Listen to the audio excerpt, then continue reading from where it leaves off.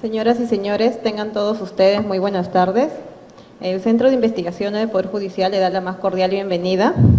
Saludamos en la mesa de honor a la doctora Columba María del Socorro del Carpio Rodríguez, jueza suprema provisional, integrante de la Sala Civil Permanente de la Corte Suprema de Justicia, así como al doctor Francisco Miranda Molina, juez supremo provisional, integrante de la Sala Civil Transitoria de la Corte Suprema de Justicia. A continuación, las palabras de bienvenida e inauguración a cargo de la doctora del Carpio Rodríguez. Un fuerte aplauso, por favor.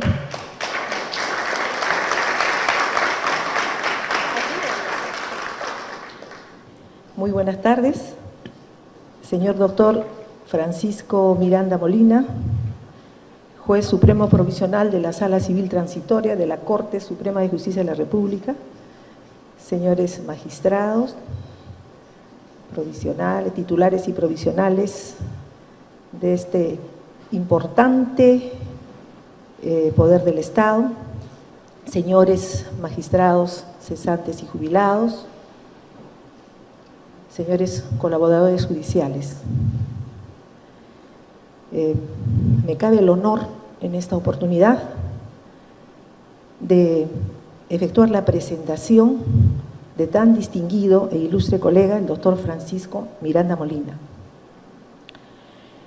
La Corte Suprema de la República ha jugado un papel descollante en la vida republicana del país a través de lo que significa el fortalecimiento del Estado democrático de derecho.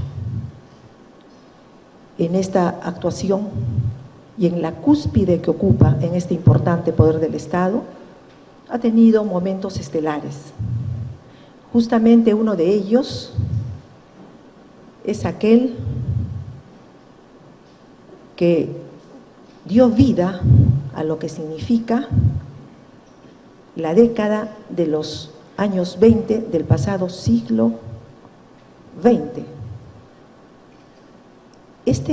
Esta importante década para el Poder Judicial y particularmente para la Corte Suprema de Justicia de la República ha sido materia de investigación por el distinguido miembro integrante del Poder Judicial, doctor Francisco Miranda Molina, nuestro dilecto amigo y colega. El doctor Francisco Miranda Molina se ha formado en la ciudad de Arequipa, en las aulas santamarinas de la Universidad Católica de Santa María. Tiene estudios de posgrado en Derecho Constitucional en la Universidad Nacional de San Agustín de Arequipa. Nuestra alma mater, dicho sea de paso. Fruto de sus trabajos de investigación, es un importante aporte a lo que significa la historia del Poder Judicial y en este caso en particular de la Corte Suprema y el papel y rol que ha jugado, reitero, en la vida republicana y en el fortalecimiento del Estado de Derecho. En esta tarde nos va a ofrecer uno de sus más interesantes logros, que significa esta conclusión a la que él ha arribado al efectuar una investigación minuciosa, con fuentes primarias, dignas de encomio, porque es lo importante para un investigador. Esta tarde nos va a deleitar con esta importante conferencia sobre la historia de la Corte Suprema en el oncenio de Leguía. Indudablemente que este ha de ser un inicio de lo que significa el aporte del Poder Judicial, reitero, en la vida democrática y en el Estado constitucional de derecho, rumbo al bicentenario de la independencia del Perú y rumbo al bicentenario de la creación de la primera Cámara de Justicia de la República del Perú. Con especial predilección, entonces, dejo pues en el uso de la palabra al doctor Francisco Miranda Molina. Muchas gracias.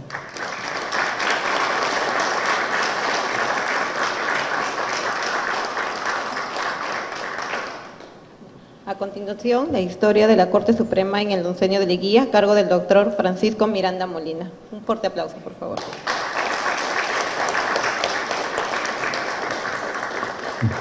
Muchas gracias, señora doctora Columba del Carpio, señores magistrados cesantes, amigos todos que nos honran con su presencia. Agradezco al Centro de Investigaciones Judiciales por haber auspiciado esta actuación académica y agradezco también, desde luego, a la doctora Columba del Carpio por su muy amable presentación que trasunta nuestra ya antigua amistad. Estudiar a la Corte Suprema en tiempos del oncenio, se llama oncenio al segundo gobierno de Leguía, del 19 al 30, porque Leguía gobernó también de 1908 a 1912. Estudiar a la Corte Suprema en el oncenio es uno de los capítulos de mayor interés de la historia judicial peruana. Tuvo características especiales porque inicialmente Leguía se encontró con una Corte Suprema en su mayoría adversa, políticamente adversa, y que gozaba en los círculos forenses y académicos de gran prestigio, la Corte Suprema. Y aunque de composición políticamente plural, sus integrantes respondían en buena parte a las características de los personajes militantes del civilismo tradicional, es decir, del Partido Civil, que fundó en el siglo XIX Manuel Pardo, llamados por sus enemigos los neogodos, que instauraron desde 1895 la denominada República Aristocrática, que se inició con la alianza de Piérola con los civilistas ese año, el 95, 1800, y concluyó en 1919, precisamente con el golpe de Estado de Leguía contra Pardo. El gobierno de Leguía puede ser considerado como un régimen de modernización autoritaria. En efecto, junto con la construcción de numerosas obras públicas, caracterizó ese régimen la adopción de duras medidas contra sus opositores, que incluyeron deportaciones y prisiones. Se adoptó además una política de reelecciones sucesivas del presidente y el sometimiento de las instituciones al interés del Ejecutivo. De otro lado, se constata en ese tiempo la creciente participación de las clases medias, la denominada mesocracia, en la vida política y el apartamiento temporal de la vieja oligarquía civilista del quehacer público. En lo jurídico y en lo social, se advierte la modernización de la legislación peruana con el nuevo Código Penal, el del año 24, el de procedimientos en materia penal del año 20, la legislación laboral que protegía a los empleados, la Ley 4916, por ejemplo, y la preparación cuidadosa del Código Civil que terminó promulgándose el año 36. En lo social significó una ruptura con el siglo XIX. En su tiempo, además, surgieron con ímpetu nuevas doctrinas como las socialistas, con innegable influencia de las revoluciones rusa y mexicana.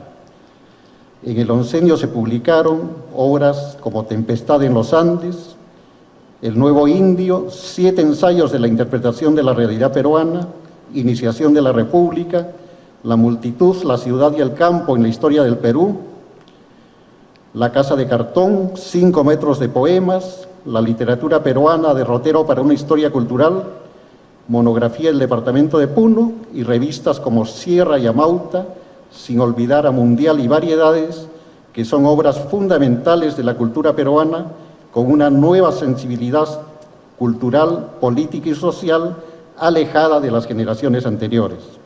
Allí surgió, por ejemplo, la llamada generación del centenario con Sánchez, Leguía, Jorge Guillermo, Porras, Basadre y otros importantes autores e ideólogos. Aunque sus enemigos gobernaron al Perú los 30 años siguientes a su caída, el oncenio ha sido estudiado como muy pocos gobiernos en la historia del Perú.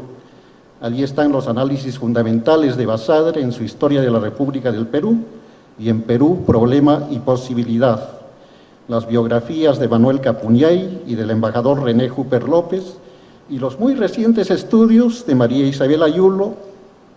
Tiene un libro que se llama El saqueo olvidado, del embajador Carlos Alzamora, Leguía, la historia oculta, y de Juan Luis Orrego, y llegó el centenario.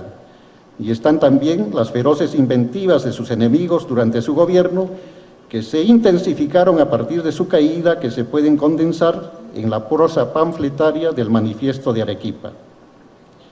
Leguía, al iniciar su gobierno, depuso al presidente Pardo y disolvió el Parlamento. Pero, a diferencia de las medidas dictadas por Sánchez Cerro en 1930, Velasco en 1969 y 1973 y Fujimori en 1992, no se procedió al despojo y cese de los miembros de la Corte Suprema ni de otras instancias del Poder Judicial, no obstante que en 1919, ya lo mencioné, el Tribunal Supremo estaba integrado en su mayoría por adversarios a su gobierno. Fue el transcurso del tiempo el que permitió que en pocos años Leguía neutralizara primero y controlara después a la Corte Suprema y demás tribunales, no por destituciones ni ceses, sino cubriendo las vacantes que se producían por fallecimiento o jubilación de sus integrantes. Una explicación para la inicial enemistad política entre Leguía y la Corte Suprema es la elección de magistrados que prescribía la Constitución de 1860. Para cubrir una vacante en la Corte Suprema, el Ejecutivo presentaba al Congreso una terna doble, es decir, 6 candidatos, y el Congreso elegía al nuevo vocal o fiscal dentro de esa terna. En consecuencia, las designaciones provenían de los órganos políticos. Si tenemos en cuenta que el partido civil contra el que Leguía se erigió como enemigo gobernó casi sin interrupción desde 1895, es fácil deducir que debió sentirse incómodo ante la magistratura suprema designada por sus enemigos políticos, es decir, por la mayoría de los anteriores gobiernos y por los congresos dominados por el civilismo.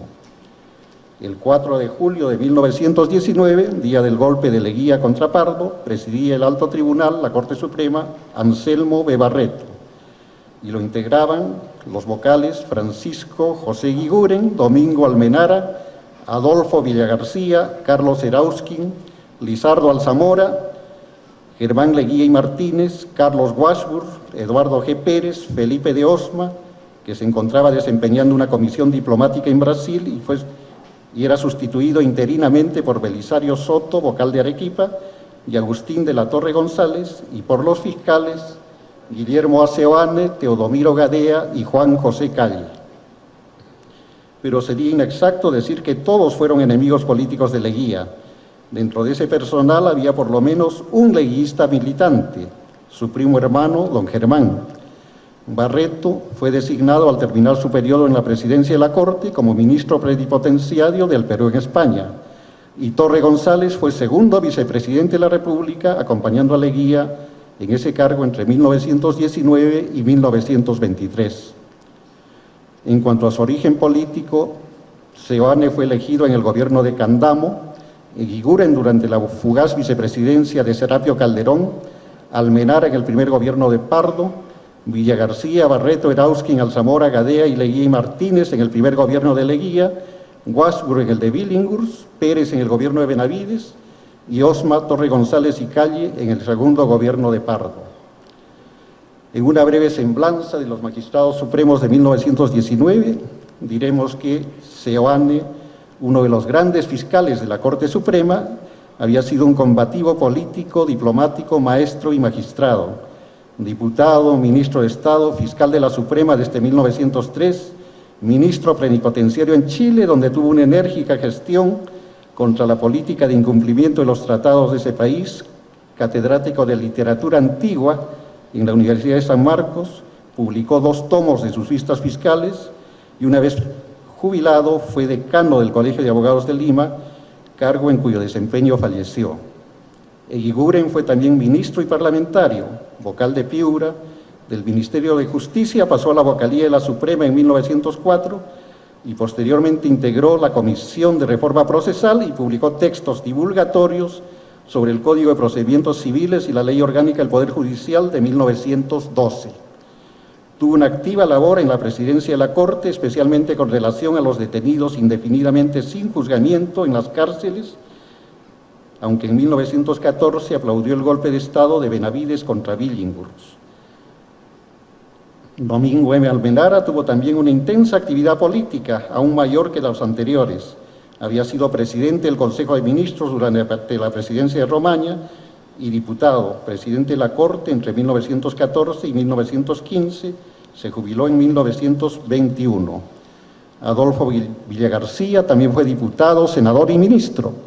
En la carrera judicial fue juez y vocal de Lima, jubilado en 1925 como vocal decano, y presidente del tribunal en 1916 y 1917. Por su parte, Barreto también tuvo actividad política, fue ministro de Justicia y juez y vocal de Lima, fiscal interino de la Suprema y vocal desde 1909.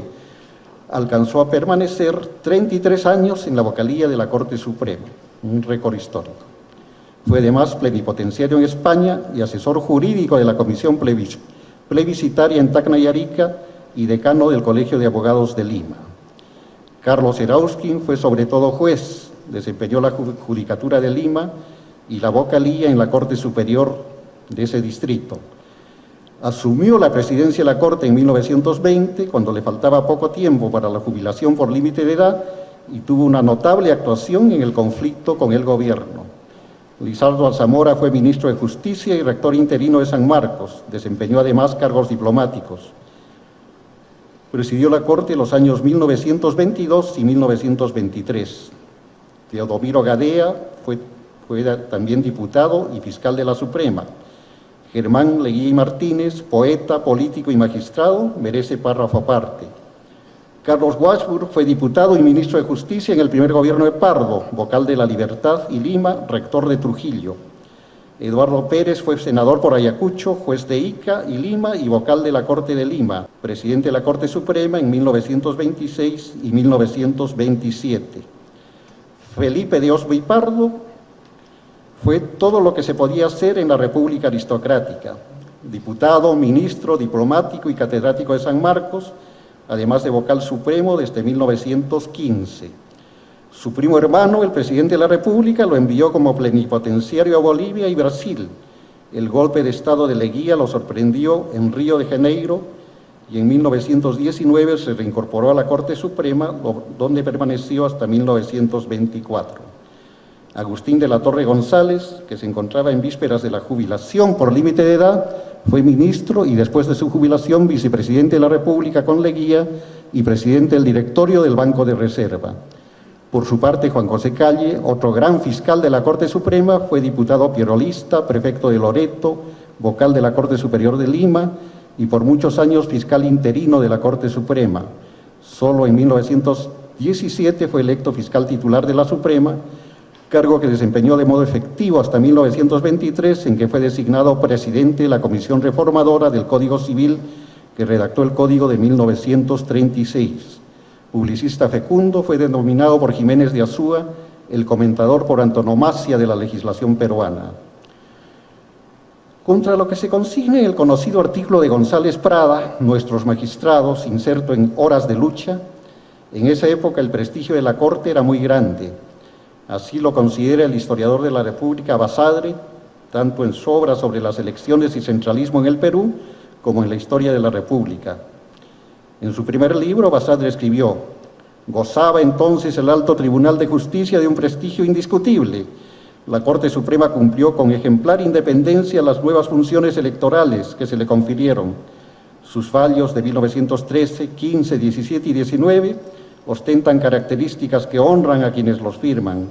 La historia debe rendir homenaje a los juristas Almenara, Ortiz de Ceballos, Seoane, Guiguren, Lavalle, Villagarcía, Barreto, Erauskin, Alzamora, Gadea, Leguía Martínez, Washburn, Pérez, Torre González y Calle.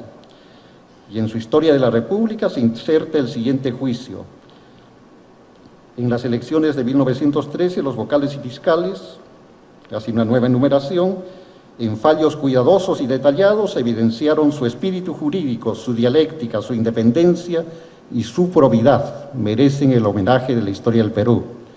Los encomios de Basadre se refieren a la participación de la Suprema en los procesos electorales que se le asignó en la época de Billinghurst y que el tribunal tuvo que afrontar a pesar de que consideró inconveniente esa intervención. Y en otro párrafo de la historia de la República, Basadre, al examinar el desempeño de la magistratura nacional, escribió: A pesar de todo, hubo no pocos magistrados capaces e integérrimos, y la Corte Suprema gozó de gran prestigio en el país por su capacidad de independencia. No faltó quien la llamara la única institución nacional que podía inspirar respeto y orgullo.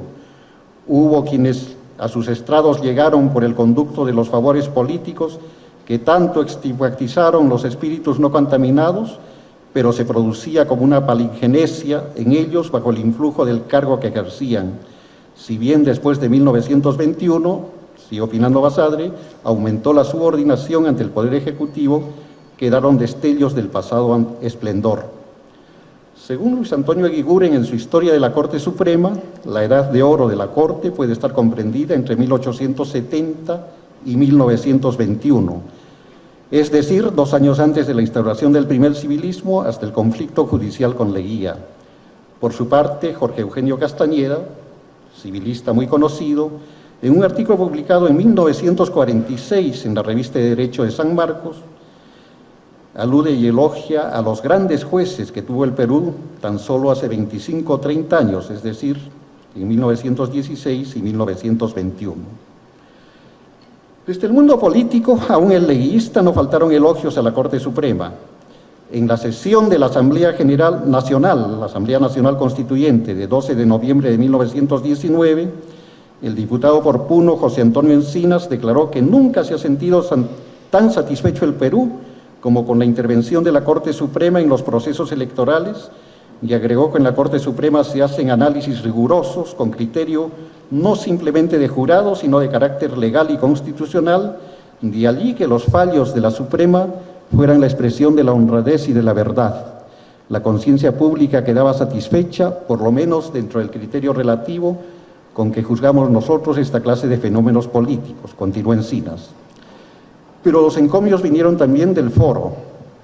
Julián Guillermo Romero, que fue decano del Colegio de Abogados y catedrático de San Marcos, escribió respecto de la Suprema: de entonces acá, el prestigio de los primeros tiempos no ha hecho sino quedar consolidado en progresión creciente, porque el Tribunal Supremo es entre nosotros quizá la única institución cuyo buen nombre perdura entre las demás que van rodando por los abismos de su merecido descrédito, quedando allí donde estuvo desde el primer día como áncora firme para la salvación del derecho y el imperio de esa justicia que en otras esferas de nuestra vida decadente a cada rato se intenta dejar sacrificada. Y terminaba Romero: ¿podrá existir entre nosotros quien de buena fe y con sinceridad sostenga lo contrario? La Constitución de 1920 y el Poder Judicial. En la clasificación de Lowenstein, conocido constitucionalista, la Carta de 1920 puede ser considerada como una constitución semántica. A pesar de ello, conviene estudiar sus antecedentes, sobre todo si se considera que introdujo por primera vez en el Perú la polémica institución de las ratificaciones judiciales. Una novedad previa a la instalación de la Asamblea Constituyente del 19 fue la realización de un plebiscito con 19 puntos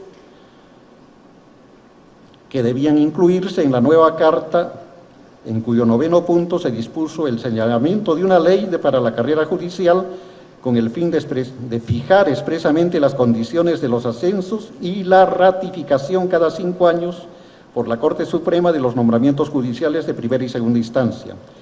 Plebiscito convocado por la ley número 4000, fue iniciativa de Mariano Echo Cornejo, y para Basadre constituye la búsqueda, aunque sin acierto práctico, de la depuración judicial cuya urgencia resulta aumentada con el transcurso de los años. Los puntos fijados en el plebiscito fueron considerados como irrevocables por la Asamblea Constituyente. La Comisión de Constitución de la Asamblea, que presidió Javier Prado, elaboró un proyecto de constitución. Con relación al Poder Judicial, este proyecto alarmó a algunos asambleístas.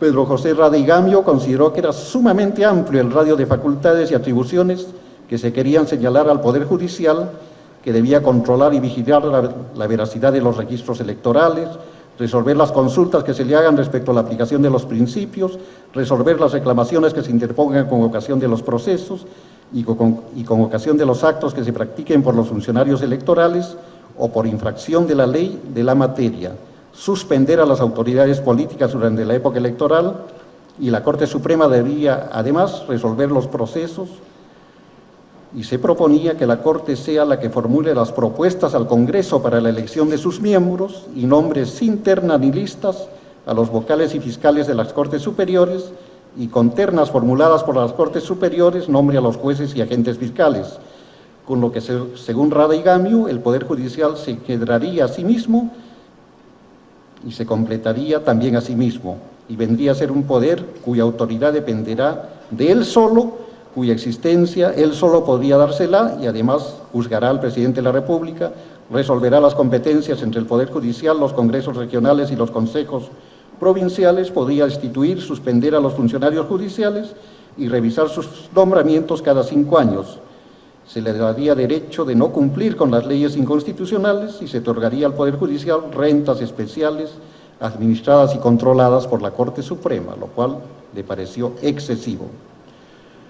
Como se puede apreciar, la principal modificación que pretendió introducir la Comisión de Constitución, además de las ratificaciones judiciales que subsisten hasta hoy, es relativa a los nombramientos judiciales, lo que José Antonio Encinas denominó autonomía para los nombramientos de sus miembros, que no prosperó.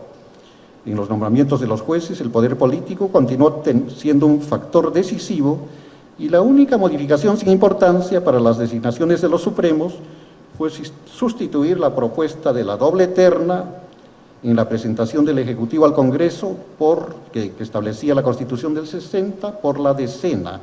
Es decir, ya no se presentaba a 6 candidatos, sino a 10 candidatos por el Ejecutivo al Congreso. Subsistió así el sistema que había sido materia de severas críticas en el mundo jurídico, y particularmente las que formuló en 1915 Manuel Vicente Villarán como decano del Colegio de Abogados de Lima, en cuanto a que el presidente de la República poseía la potestad enorme del nombramiento y el privilegio exorbitante del ascenso. En cambio, la Asamblea Constituyente desechó la propuesta de algunos congresistas de revivir la existencia de un tribunal de responsabilidades de la Corte Suprema, descartada por su inoperancia y porque se estudió el aspecto de determinar quién custodia al custodio. Respecto a las ratificaciones judiciales, José Antonio Encinas expresó su preocupación. Mencionó la crisis del Poder Judicial, que se ha intensificado con la disposición del plebiscito, sobre las ratificaciones con peligro de la movilidad de los magistrados cada 5 años y privación de la perpetuidad en que van a estar sujetos a los recursos de los litigantes, y que los jueces no van a tener siquiera el recurso de la independencia y van a perder, dijo, la probidad y todas las condiciones que puedan llevarlos a la Corte Suprema. Examinaremos ahora algunos aspectos de las ratificaciones judiciales que se consagraron, ya lo indiqué, por primera vez en la Constitución de 1920, la Constitución de Leguía, y previamente en el plebiscito del año anterior. La institución, o los efectos de la institución, fueron adversos a su creador, es decir, a Leguía, quien en los primeros años de su gobierno todavía no tenía el control de la Corte Suprema. Es sabido que la primera víctima de las ratificaciones judiciales fue un vocal de la Corte Superior de Lima, leal amigo personal del presidente de la República, al que se dice pretendía ascender a la Corte Suprema. Cuando la Corte Suprema dio inicio al proceso de ratificaciones, aún antes de promulgada la Constitución, algunos asambleístas leguistas se dieron cuenta de modo tardío del peligro que corrían sus intereses partidarios y pretendieron suspender las ratificaciones que había iniciado la Suprema con el argumento de que la primera ratificación debía iniciarse al 5º año de promulgada la Constitución, es decir, en 1925. Pero se encontraron ante un hecho consumado, tal como lo explicó el presidente de la Asamblea, Mariano Eche Cornejo, en la sesión de 20 de diciembre de 1919. Cornejo mencionó que la mayoría de la Corte Suprema opinaba que debía cumplirse inmediatamente el artículo consignado en el plebiscito, y como hubiera 1 o 2 vocales que tuvieran dudas, se consultó al gobierno, y el gobierno, creyendo que el plebiscito debía cumplirse inmediatamente, hizo pasar un oficio por el Ministerio de Justicia invitando a la Corte Suprema a cumplir inmediatamente con el artículo 9 del plebiscito. Ese oficio fue publicado y probablemente lo leyeron los señores miembros de la Asamblea. La Corte Suprema no se limitó a esto, sino que contestó al oficio del ministro, aceptando la invitación que le hacía el gobierno, diciendo que iba a proceder a cumplir el plebiscito. También ese oficio de respuesta fue publicado de tal manera que en esa forma ha emitido su opinión expresa, franca y abierta el gobierno, invitando a la Corte Suprema a comenzar a ratificar los nombramientos. Cornejo agregó que la intervención de la Asamblea tendría un carácter singular porque significaría, en primer lugar, una modificación del plebiscito que hemos declarado, dijo, en principio irrevocable, y en segundo lugar importaría evidentemente un voto de desaprobación al gobierno que había invitado a la Corte Suprema a cumplir con el plebiscito, y si se tiene en cuenta que esta intervención es altísima atribución, la intervención de la Asamblea tendría el carácter de una revisión de los actos practicados por el Tribunal.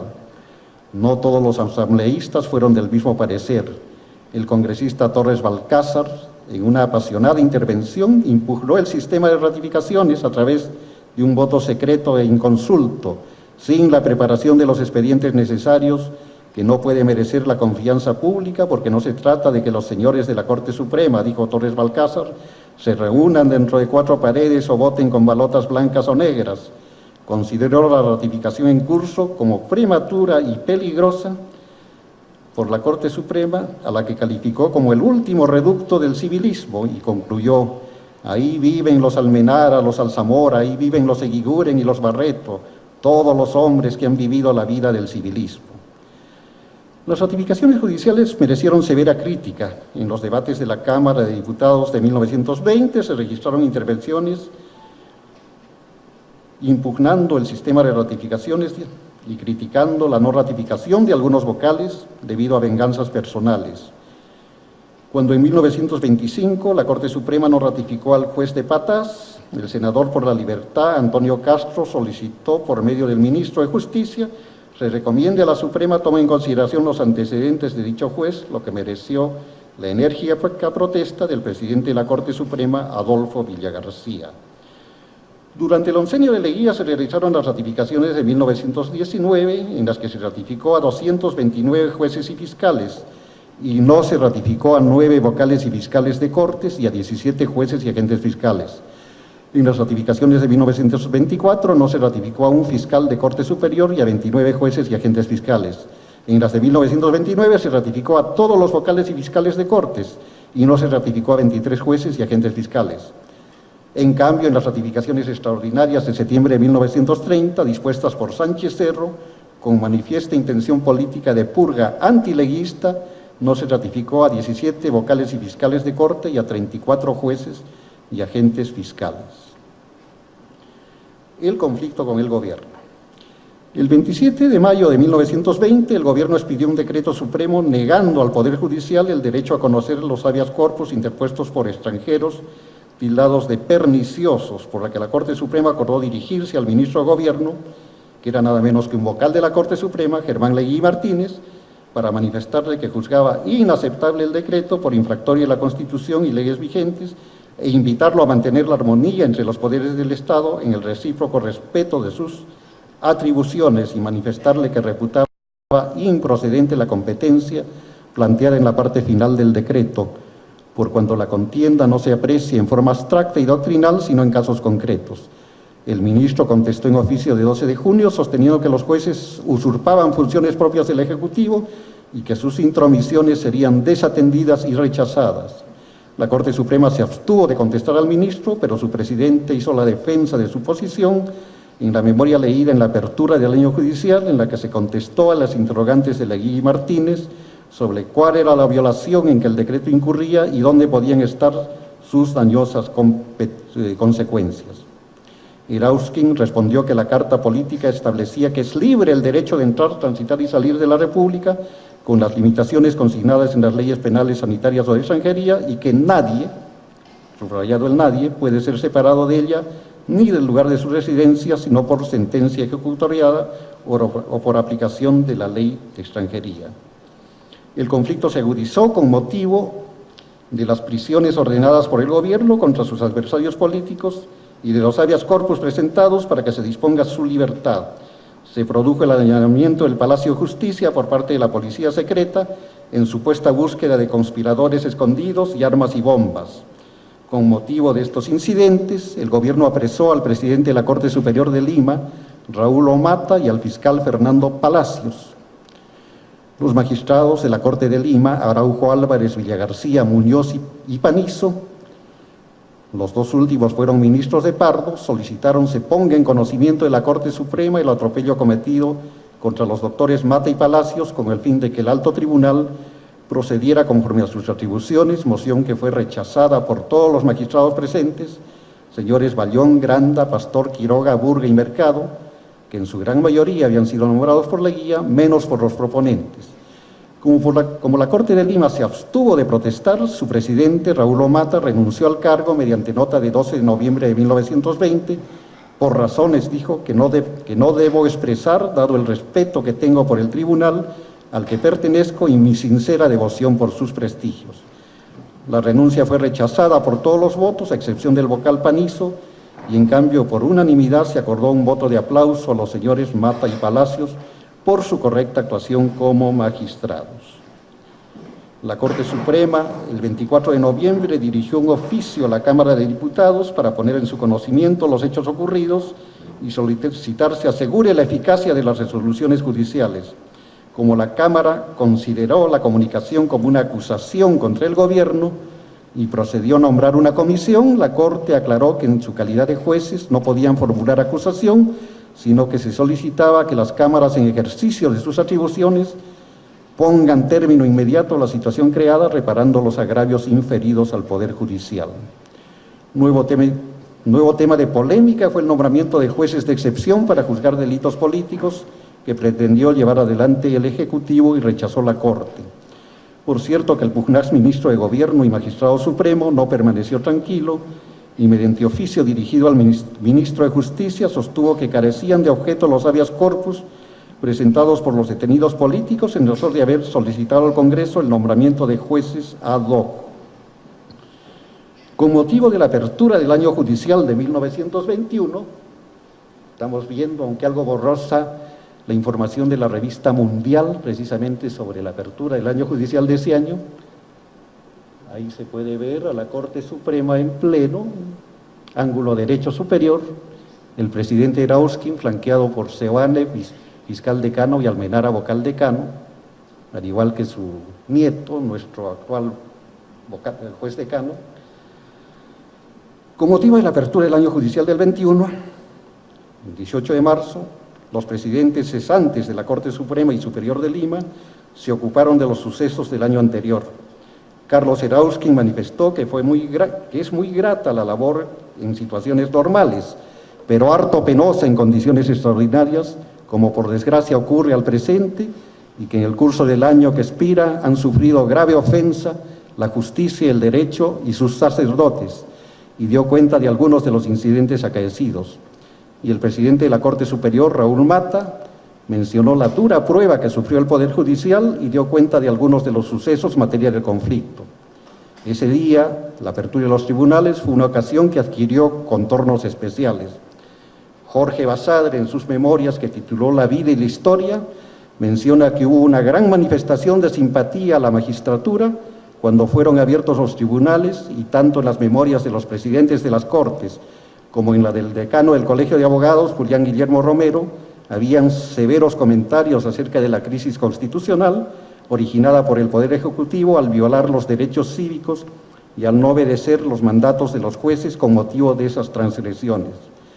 La revista Variedades, dirigida por Clemente Palma, notable literato y diputado leguista, pero enemistado profundamente con el ministro de Gobierno, informó que ha constituido un acontecimiento de gran importancia y trascendencia que las graves y excepcionales circunstancias que atraviesa el país y en especial las instituciones judiciales, cuyos fallos no han sido respetados por el gobierno, cuya política tan errada merece general y severa crítica, y por su parte Mundial, otra revista de la época, dirigida por Andrés Aramburu Salinas, todavía independiente del gobierno, informó que pocos años como en el actual fue esperada con mayor ansiedad y expectativa la apertura de los tribunales de justicia de la República.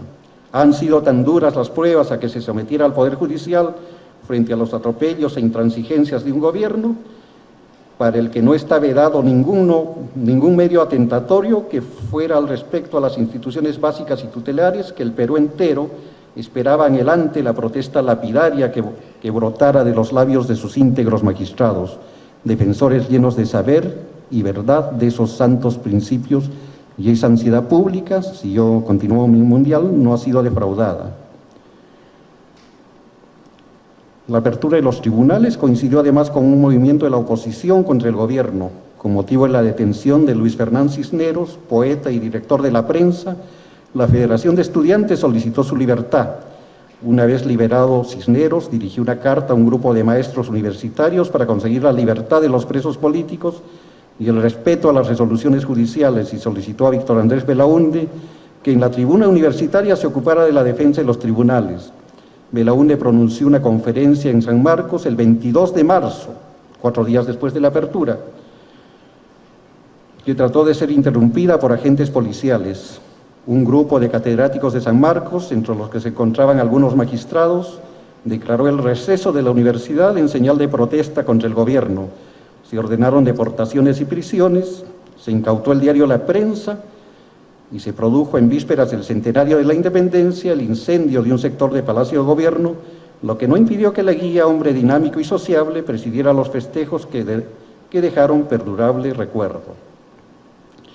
Me refiero a los festejos del centenario de la independencia el año 21. Por cierto que el Colegio de Abogados de Lima se solidarizó con la actitud del Poder Judicial. En asamblea de 27 de noviembre de 1920 declaró a iniciativa de Manuel Vicente Villarán que los principios proclamados por la Corte Suprema encarnan las normas jurídicas esenciales en toda la nacionalidad organizada y libre, e hizo pública y solemne protesta de que en la grave crisis actual de la justicia mantendrá su acatamiento inquebrantable a los mandatos judiciales. El decano del colegio e ilustre jurista Julián Guillermo Romero fue apresado y permaneció recluido en la isla de San Lorenzo y posteriormente en el Hospital Militar de San Bartolomé, habilitado como prisión. También fue apresado el decano del Colegio de Abogados del Cusco, Ángel Ugarte. La revista del Foro dio cuenta de esos acontecimientos con comentarios favorables a las Cortes. El Colegio de Abogados de Arequipa también dio un voto de aplauso a la Corte Suprema por su actitud levantada en el conflicto con el Ejecutivo y a la Corte de Arequipa por el pronunciamiento del primer fallo en la República sobre el habeas corpus amparando a los detenidos y condenando al prefecto. En igual sentido se pronunciaron los colegios de Cusco y Cajamarca. Corresponde mencionar brevemente algunos de los habeas corpus planteados con motivo de esos acontecimientos, como los interpuestos por la señora Clorinda de Arce en favor de su marido Juan Arce y Castañeda, el presentado por Francisco Vidal, el del coronel Víctor Ramos, proceso en que Leguía y Martínez, mediante su director de gobierno, mandó decir al presidente de la Corte de Lima que el habeas corpus no se había hecho para delincuentes, y en que la Corte de Lima abrió juicio al prefecto de Lima. Igualmente los interpuestos por la señora Julia de Díez Canseco, a favor de su esposo Carlos Díez Canseco, Luis Panizo, la señora Elena de Arenas, en favor de su esposo el coronel Edgardo Arenas, el presentado a favor de Leopoldo Pinzás por su cónyuge, el de Daniel Mocroa, el habeas corpus a favor de Juan Durán, hermano del jefe del Partido Liberal, el habeas corpus a favor del senador Miguel Grau Cabero, hijo del héroe de Angamos, y el presentado en Arequipa a favor del doctor Max Villarreal y de los señores Miguel Ángel Urquieta, Manuel Avinelli, Alberto Seguín, Fidenciano Loli, Augusto González Polar, doctor Lucio Fuentes Aragón y señor José Manuel Chávez Bedoya, en el que la sala de Arequipa, integrada por los señores González Ramírez, García Maldonado, Muñoz Nájar y Vargas Taylor, ordenó el enjuiciamiento de los responsables. Por hechos similares, la Corte del Cusco ordenó enjuiciar al prefecto de Apurímac. En Lima, como abogados de los detenidos, sobresalieron, entre otros, Ernesto de la Jara y Ureta y Edilberto C. Boza. Pero el caso que puede considerarse como paradigmático fue el habeas corpus presentado por Cecilia Altaus de Pardo a favor de su cónyuge Luis Pardo Ibarreda, hermano del expresidente. Después de diversas vicisitudes por la renuencia de la Corte Superior, que dio lugar a que la Corte Suprema declare nula la resolución que declaró sin objeto pronunciarse sobre el fondo del asunto, y nuevamente desestimado el habeas corpus, se elevó el expediente a la Corte Suprema, que declaró una nueva nulidad. Entre tanto, se había expedido la Ley 4007, que disponía que los jueces debían cortar inmediatamente los juicios y procedimientos que tiendan ya a acusar a las autoridades políticas por actos destinados a conservar el orden público y a desviar los efectos de las medidas tomadas para prevenir una rebelión contra la soberanía nacional. El expediente pasó a vista del fiscal Guillermo A. Seoane, que emitió un notable dictamen. Consideró evidente el error en que había incurrido el Tribunal Superior, porque la proscripción impuesta a Pardo, sin previo juzgamiento, constituye una de las violaciones más intensas del derecho. Recordó que el artículo 8 de las reformas plebiscitarias consigna la declaración de que las garantías no podrán ser suspendidas por ninguna ley ni por ninguna autoridad, y que conforme al artículo 30 de la Constitución recién promulgada, nadie puede ser separado de la República ni del lugar de su residencia, sino por sentencia ejecutoriada o por aplicación de la ley de extranjería. Pero lo fundamental del análisis de Seoane, profesor de literatura antigua, no solo está en su estilo, sino en el contenido. El siguiente párrafo es un clásico de la literatura jurídica peruana. A la Constitución, dijo Seoane, a la Constitución, ley suprema, fundamental, se encuentran fatalmente subordinadas todas las demás, siempre secundarias. La Corte Suprema no tiene, como en otras naciones, la facultad de observar las leyes anticonstitucionales, pero al ejercer jurisdicción en asuntos contenciosos, no puede menos de apreciar, lo mismo que los tribunales inferiores, el alcance infractoria de las declaraciones de la Carta, que si no explícitamente en sus consecuencias lógicas impusiere alguna ley común o de excepción nacida al calor sugerente de la política. De allí que en la administración de justicia carecen de aplicación, en su punto de vista ingénito, las leyes anticonstitucionales. En resolución de 26 de agosto de 1920, los vocales Almenara, Pérez, Valcárcel, Correa y Bellán y Morán declararon fundado el habeas corpus ejecutoria en que se estableció hace cerca de 100 años la primacía de la Constitución. No está de más señalar que de entre los firmantes, Mariano Nicolás Valcárcel había sido elegido a principios de ese año como vocal de la Suprema.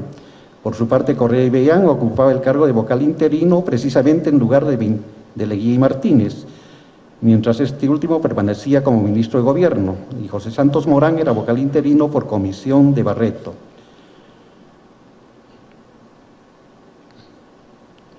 El centenario de la Corte Suprema. Unos años después del conflicto, en febrero de 1925, estamos viendo la famosa foto del centenario, se festejó el centenario de la instalación de la Corte Suprema. Quien quiera conocer sus detalles puede consultar los anales judiciales y la revista del Foro. Se realizó una sesión solemne a la que concurrió el presidente Leguía. Según Óscar C. Barros, fue la primera vez que concurrió un jefe de Estado al Palacio de Justicia, ubicado en la antigua calle Santa María. Leguía, además, el presidente de la República, ofreció un suntuoso banquete en el Palacio de Gobierno y el Colegio de Abogados de Lima celebró una ceremonia especial a la que se adhirieron algunos colegios de abogados de la República. Los jueces del oncenio. Voy a seguir pidiendo la indulgencia de ustedes porque se me acorta el término y tengo un aviso cuasi perentorio de terminar. Desde fines del siglo XIX hasta 1969 era costumbre respetada en la Corte Suprema que el 14 de enero se procedía a la elección del presidente por estricto orden de antigüedad y al año siguiente se le reelegía por un año adicional. El nuevo presidente asumía el cargo el 18 de marzo, día de la apertura de los tribunales.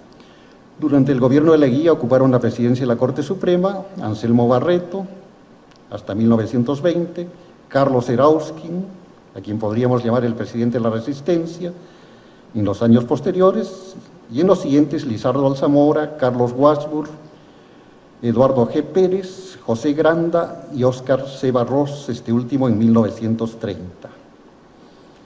Corresponde ocuparnos muy brevemente, en primer lugar, de algunos de los magistrados supremos que fueron designados presidentes del Consejo de Ministros durante el gobierno de Leguía.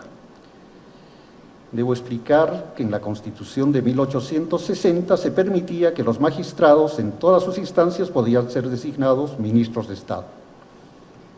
Pero por alguna razón no muy comprensible, en la Carta del 20, en la de la guía, se prescribió que solo los vocales de la Suprema podían acceder a un ministerio, ya no los superiores. Tal vez porque Pardo en su segundo gobierno nombró como ministros a Ezequiel F. Muñoz y Federico Panizo, que eran vocal y fiscal de la Corte Superior de Lima. Pues bien, durante el gobierno de Leguía ocuparon la presidencia del Consejo de Ministros los vocales supremos Germán Leguía Martínez, Alejandrino Maguiña y Benjamín Guamán de los Heros, sucesivamente, desde luego. Germán Leguía Martínez ocupó el ministerio de diciembre de 1919 a octubre de 1922. Tuvo una activa vida literaria y cívica, fue poeta, historiador, combativo diputado, ocupó cargos diplomáticos, fue en 1908 vocal de la Corte Superior de Arequipa. En su corta estadía en la Ciudad Blanca seguramente acopió materiales para una historia de Arequipa, que no llegó a concluir. Vocal de la Corte de Lima, fue plenipotenciario en el Ecuador y ministro de Leguía en su primer gobierno. Allí fue factor fundamental Leguía Martínez en la designación de Manuel González Prada como director de la Biblioteca Nacional, según refiere Adriana de González Prada en su libro Mi Manuel. Leguía Martínez, según doña Adriana, tenaz y algo bañoso, convenció a don Manuel para que aceptara el cargo, hecho que le valió la inquina de la oposición antileguista y de algunos admiradores de Ricardo Palma. A la muerte del autor de Páginas Libres, escribió un sentido homenaje en el tercer número de Mercurio Peruano por invitación de Víctor Andrés Belaúnde. En 1912 fue electo vocal de la Suprema en reñida competencia con Manuel Pablo Laechea. En la Corte Suprema, al dictarse la resolución de 24 de julio de 1914, suscribió un voto singular en el que acusó como autor del asesinato del ministro de Guerra de Billingur, general Enrique Varela, al presidente provisorio Óscar Benavides. Tuvo el propósito de escribir lo que debió ser un monumental nuevo diccionario de la legislación peruana que debía reemplazar al de García Calderón, pero apenas alcanzó a publicar algunos fascículos con la letra A. Basadre advierte que más le hubiera valido quizás completar su nuevo diccionario y su historia del protectorado que lanzarse a los altibajos de la política. En el Ministerio de Gobierno tuvo participación activa en el conflicto judicial y en realidad llevó la voz cantante en la polémica contra sus colegas de la Corte Suprema. En Perú, problema y posibilidad, Basadre caracterizó su actuación ministerial en la siguiente forma. Luego vino una segunda etapa de fuerza, de violación de las mismas normas constitucionales que habían sido dictadas por la Asamblea Nacional. Esta etapa de fuerza, más conforme con la manera de ser del señor Leguía, se refiere al presidente, estuvo representada sobre todo por el señor Leguía Martínez, se refiere al vocal supremo. Había sido el señor Leguía Martínez, continúa Basadre, no comerciante, sino poeta, profesor y político liberal, avanzado y había conocido siempre la pobreza y a veces la miseria. Entonces era un viejo magistrado y jurisconsulto, historiador y prosador notable. Sus notas características eran las de ser muy honrado, muy austero y muy apasionado, gran enemigo de sus enemigos y gran amigo de sus amigos. Algunos sectores de la izquierda del leguismo, a los que se llamó germancistas, entre ellos José Antonio Encinas, Carlos Doy Lora, Erasmo Roca, Hildebrando Castro Pozo y otros, prepararon su candidatura presidencial para suceder a su primo, pero grupos del propio leguismo y con mayor razón los antiguos opositores a Leguía le cerraron el paso para propugnar las reelecciones sucesivas. Publicó entonces un famoso manifiesto contra la reelección en prosa panfletaria al estilo de su maestro González Prada. Renunció al ministerio y volvió a la vocalía de la Suprema. Considerado como un peligro para la reelección, su primo lo deportó en noviembre de 1923, acusado de conspirar, lo que originó la protesta de la Corte. Mientras estuvo desterrado, no se designó un vocal interino para reemplazarlo y la Corte funcionó incompleta por más de 3 años. Retornó al Perú en 1927, muy enfermo, por lo que no pudo reincorporarse. Falleció en noviembre de 1928. Más allá de su polémica actuación, su probidad como magistrado fue unánimemente reconocida aún por sus enemigos políticos. Por ejemplo, el expresidente José Pardo, en un párrafo de sus memorias. Póstumamente se publicó por sus hijos un nuevo diccionario de la legislación penal con prólogo de Francisco Mostajo, a quien en sus tiempos de poder hizo nombrar como director de gobierno. Y muchos años después, en 1972, la Comisión Nacional del Sesquicentenario de la Independencia del Perú publicó su obra monumental, Historia de la Emancipación del Perú, El Protectorado, con notable prólogo de Alberto Tauro del Pino. Sobre la persona y obra de Germán Legui Martínez, que tenía el apelativo del Tigre, a semejanza del político francés Georges Clemenceau, Tauro explica que el apelativo obedecía a la sutileza y la agilidad de su talento, a su sensibilidad dúctil y penetrante, y por su conducta cabalmente decidida, en atención a los principios, ajena a excitaciones o complacencias, y cuyo contraste con hipócritas blanduras lo hacía parecer tan intransigente como agresivo. El siguiente magistrado que desempeñó el cargo de presidente del Consejo fue Alejandrino Maguiña, natural de Huaraz. Fue vocal de la Corte de Lima, fiscal interino de la Suprema y posteriormente vocal titular. Enviado por el presidente Candamo para estudiar la situación de los indígenas de la provincia de Chucuito, emitió en esa ocasión un notable informe que fue publicado por Pablo Macera en 1988 con el título de Rebelión India. En 1919 fue nombrado ministro de Gobierno, sufriendo embates de un sector del leguismo, del propio leguismo en la Asamblea Nacional. Volvió a la Corte de Lima y a vocal supremo fue designado presidente del Consejo de Ministros. Leal colaborador de Leguía, renunció al ministerio y no retornó a la Corte Suprema. Fue denunciado posteriormente al Tribunal de la Sanción y fue por muchos años catedrático de Metafísica en la Universidad de San Marcos. Según Jorge Basadre, que fue su alumno, Maguiña era un gran caballero y hacía una sobria explicación de las grandes corrientes históricas del pensamiento metafísico con cierto sentido laico y liberal, y tendía al eclectismo. Publicó un texto con el título de Filosofía Objetiva. Mucho más dramática fue la vida del tercer magistrado supremo que ocupó en el oncenio la presidencia del Consejo de Ministros, Benjamín Guamán de los Heros. Nació en Sondor, Piura, director de gobierno en el primer periodo de Leguía, diputado por Huancabamba, ministro de Guerra. Fue elegido como vocal de la Suprema en 1926. Fue el último presidente del Consejo de Ministros del oncenio. Había sido, según Basadre, padrino de confirmación y protector de Sánchez Cerro. Su ahijado y protegido, apenas ascendió al gobierno, lo separó de la Corte Suprema y lo envió a la penitenciaría. En ese lugar intentó suicidarse, triste episodio que se describe en la novela Hombres y Rejas de Juan Seoane. Absuelto por la Corte Suprema, falleció en 1936. Correspondía ahora hacer un rápido recuento de los magistrados supremos designados por Leguía, pero dado el tiempo, me remito a la lectura escrita que me comprometo a proporcionar. Solo deseo mencionar a Mariano Nicolás Valcárcel, porque él fue el primer vocal supremo electo por el Congreso de Leguía. Era un viejo político, ya para ese tiempo, según Basadre, pasó del Senado a la Corte Suprema, inició su carrera política en el siglo XIX, fue diputado y presidente de su Cámara, presidente del Consejo de Ministros, ministro de Morales Bermúdez, decano del Colegio de Abogados, discípulo de García Calderón. En la Corte Suprema ocupó la vacante de Torre González. Manuel González Prada le dedicó un ataque en el tonel de Diógenes.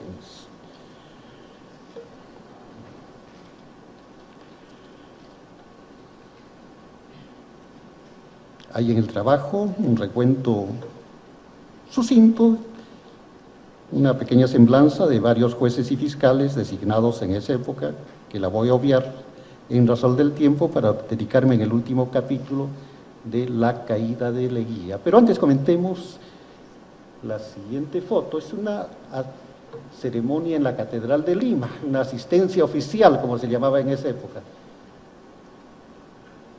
El Poder Judicial concurría en corporación, comenzando por la Corte Suprema, se pueden distinguir la cinta rojiblanca, luego la Corte Superior, después los jueces y agentes fiscales, y los relatores y secretarios que concurrían también a las ceremonias oficiales.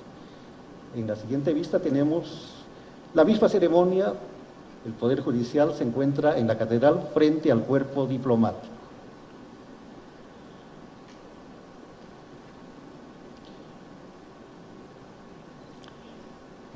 La caída.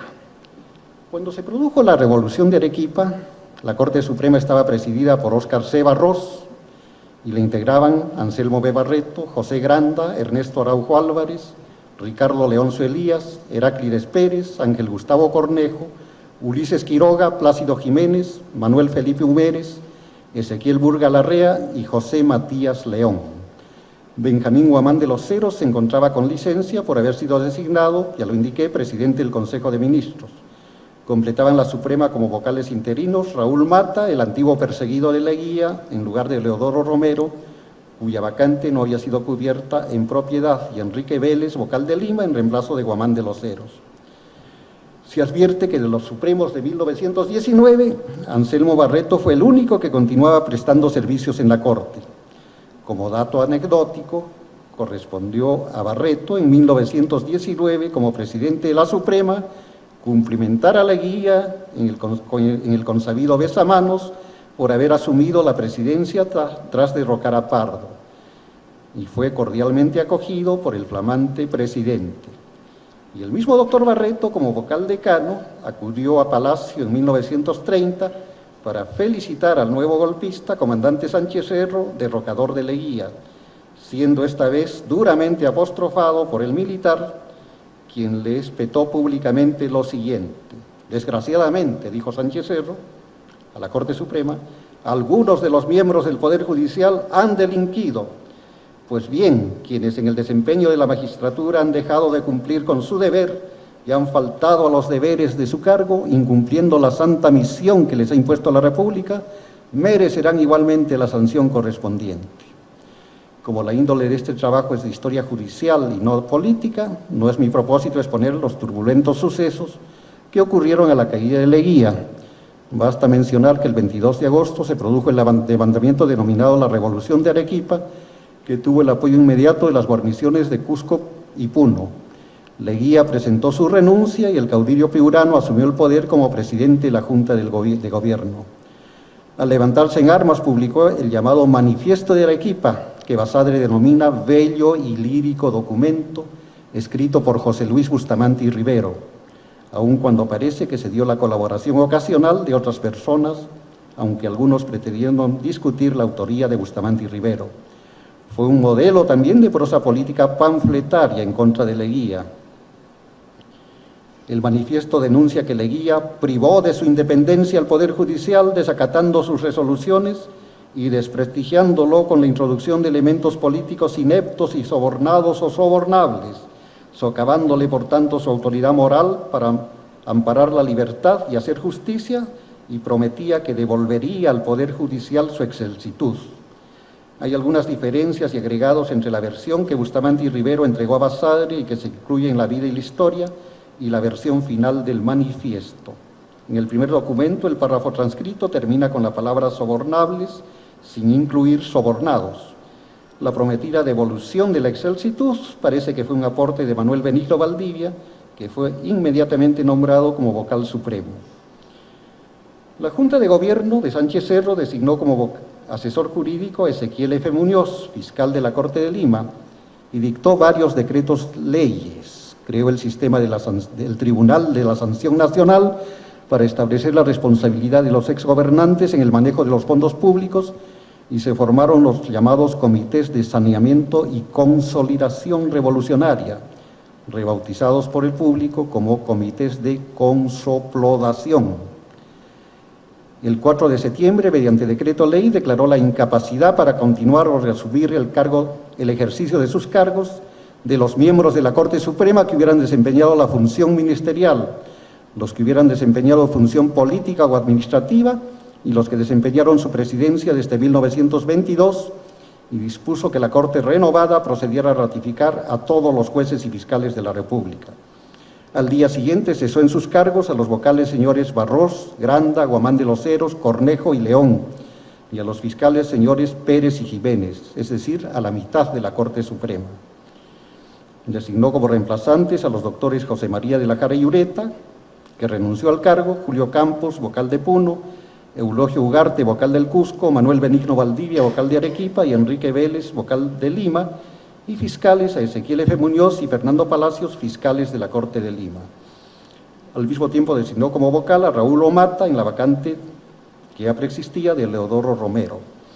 Luis Antonio Eguiguren, futuro vocal de la Suprema y autor de un libro sobre historia de la Corte Suprema, denominó a los recién designados como los consonantes de los decretos leyes, para hacer un juego de palabras entre vocal y consonante. Sabido es que en época constitucional a los vocales y fiscales los elegía el Congreso mediante una resolución legislativa. Y Guren llamó a los nuevos vocales los consonantes de los decretos leyes. Y así la Corte Suprema sufrió un atropello aún más grave que los del siglo XIX y los posteriores del siglo XX, ya que los despojados nunca fueron repuestos, lo que se agrava por el nombramiento al margen de la Carta, por los nuevos nombramientos, al margen de la Carta y de todo criterio técnico. Lo que pudo parecer entendible desde el punto de vista de la pasión política en una época más bien poco razonable y que afectó además a casi todas las instituciones nacionales, inclusive al arzobispado de Lima. El arzobispo fue obligado a renunciar, o según otra versión se le aceptó una renuncia no suscrita. También renunció el decano del Colegio de Abogados, Carlos Calle, antiguo diputado, y por lo demás los colegios de abogados en esta ocasión, como el de Lima y Arequipa, solicitaron la reorganización del Poder Judicial y en cierto modo apoyaron la medida. Al conocer la noticia del despojo por los diarios, entre otros José Granda y Plácido Jiménez, se dirigieron a la Corte el 5 y 22 de septiembre de 1930. El primero dejó al elevado criterio de los respetables miembros del Supremo Tribunal la apreciación acerca de su probidad.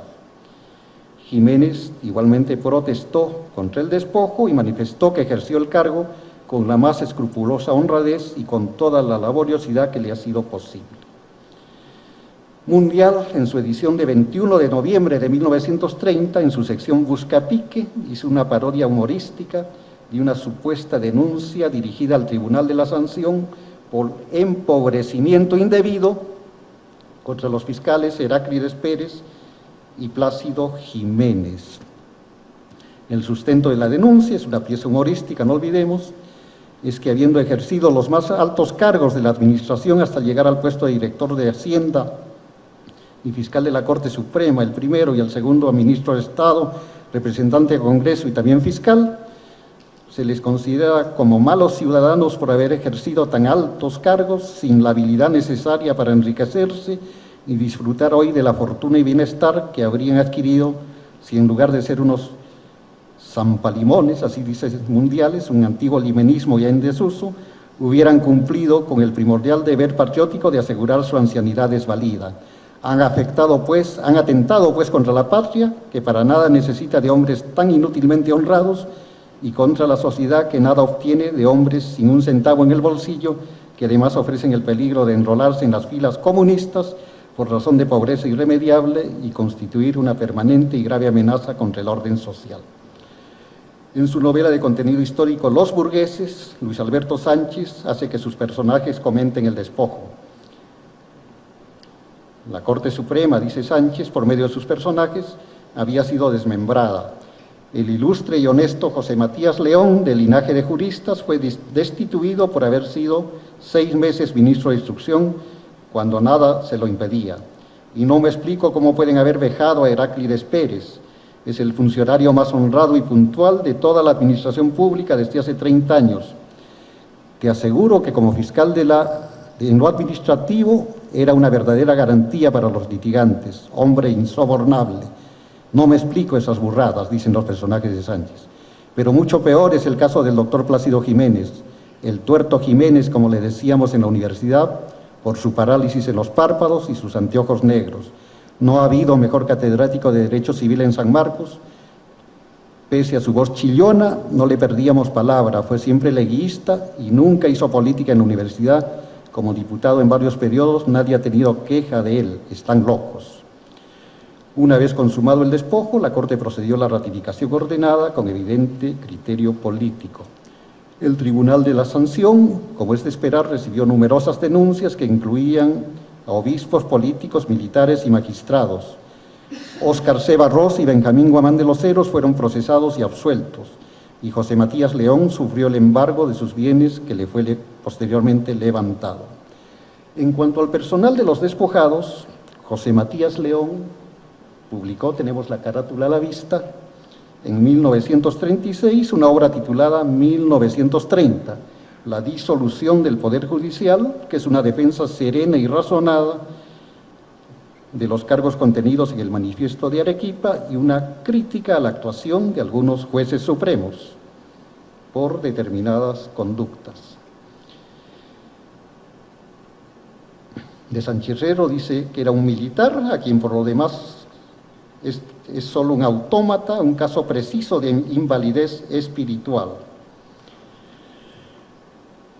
Se remite a las fojas de servicio de los despojados y rechaza con energía los cargos de cohecho como injusticia monstruosa. Su hijo José León y Bueno, dirigente estudiantil católico, escribió un libro o publicó un libro llamado Diario de un cabotaje infortunado. Mi padre, dice en una de sus páginas, ha sido despojado de su cargo de vocal de la Corte Suprema por la soldadesca inope. Admiré siempre su serenidad en la altura que trastorna y ahora lo siento y venero como la imagen de Dios en la tierra. Esta mañana me repitió en voz baja pero firme y mirándome muy hondamente, como esculpiendo cada sílaba en mis entrañas, esta frase del viejo romancero: tu enojo me desenoja. Mucho más persistente y apasionado fue Óscar C. Barros, que escribió varios libros y folletos. Barros fue presidente de la Corte Suprema cuando se produjo el golpe y fue igualmente despojado. Publicó Por la justicia y por la patria, devolveremos al Poder Judicial su excelsitud. Esta frase ya la conocemos, fue la promesa de Sánchez Cerro en el Manifiesto de Arequipa: devolveremos al Poder Judicial su excelsitud. En 1941, y con motivo de un proyecto de ley presentado por el senador Celestino Manchego Muñoz, que proponía la creación de una tercera sala en la Corte Suprema, Barros publicó El atropello por la Corte Suprema y su inminente solución por el Congreso. Y en los años siguientes publicó un desengañado En dónde está la justicia, en dónde está la verdad.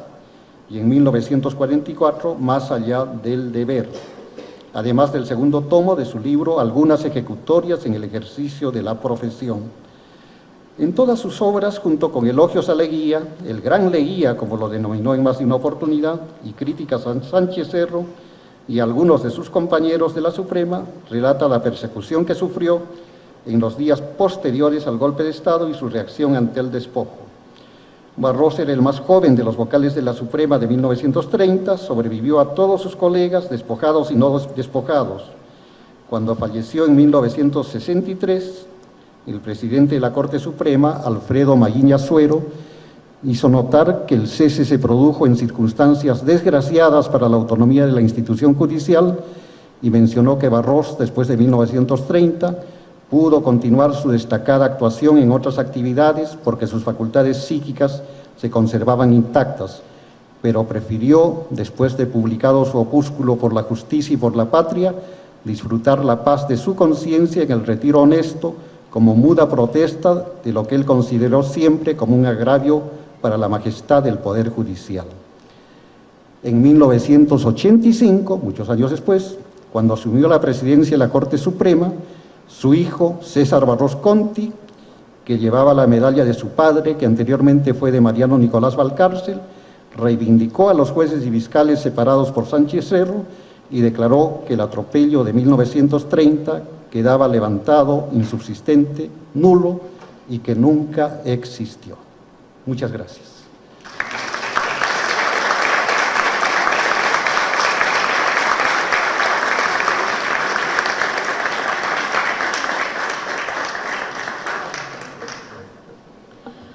continuación las palabras de clausura a cargo del doctor Enrique Javier Mendoza Ramírez, presidente de la Sala Civil Transitoria de la Corte Suprema de Justicia de la República. Por favor, doctor, nos acompaña.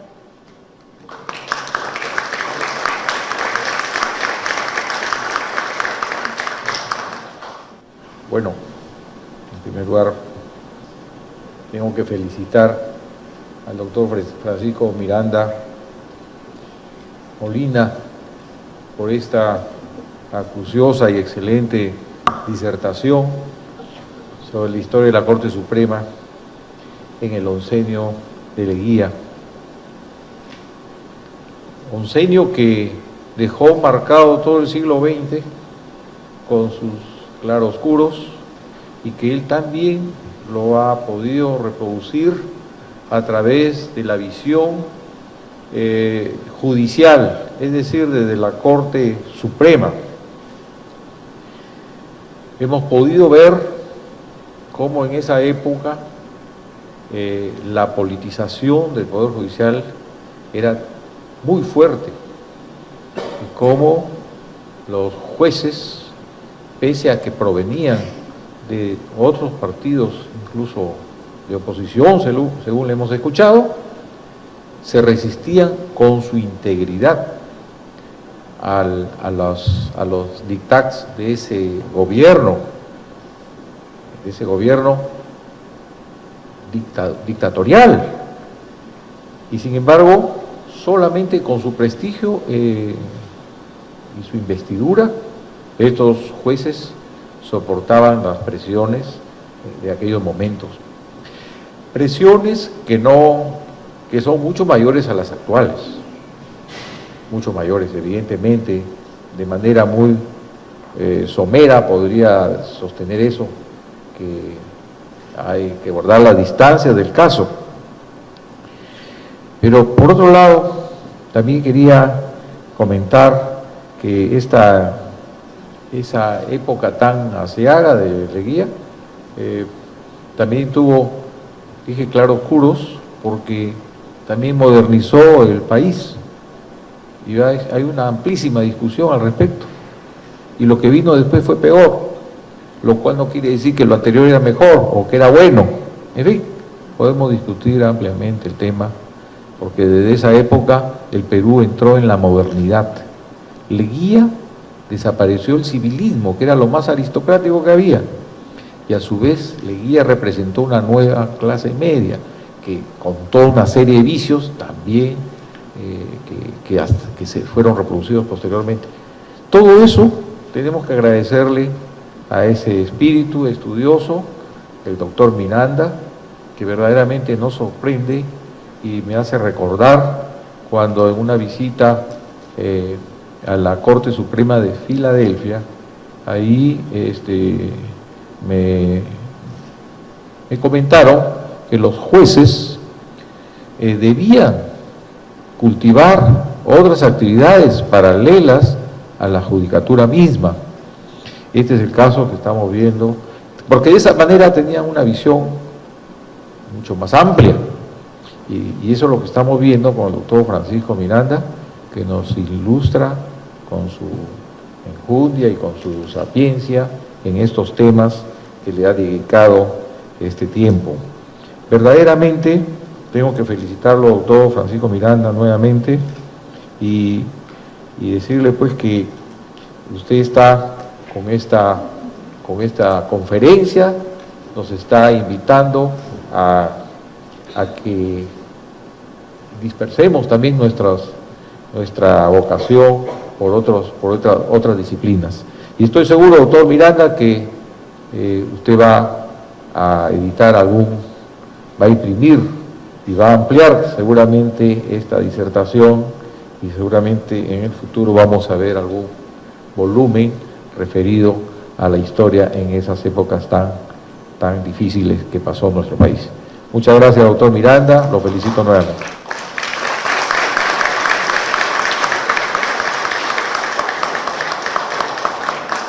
Agradecemos las palabras del doctor Mendoza Ramírez. En nombre del Centro de Investigaciones les agradece su asistencia. Gracias, buenas tardes.